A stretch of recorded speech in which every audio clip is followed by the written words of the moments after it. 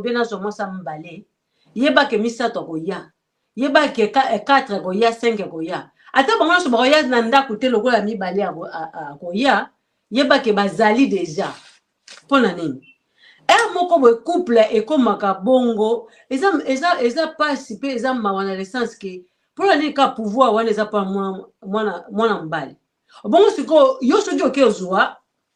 nini oyo nga na opeso te mpo yo okende ozwa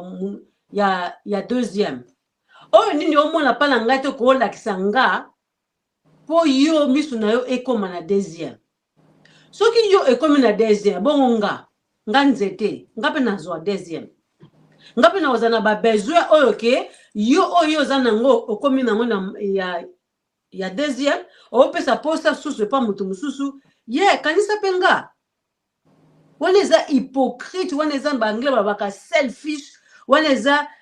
lokoso wana réflexion na ngai pardon wana eza lokoso wana eza mutu oyo alingi kaka ye aka na posa ya ye oyebi nini otia na mwasi wana na mutu wa mwasi wana bolingo oyo banopesa pa mwasi ya liboso yokanisi ozongisa nio okopesa ye lisusu mama noir de luxe oh boni oyo eza mama la biso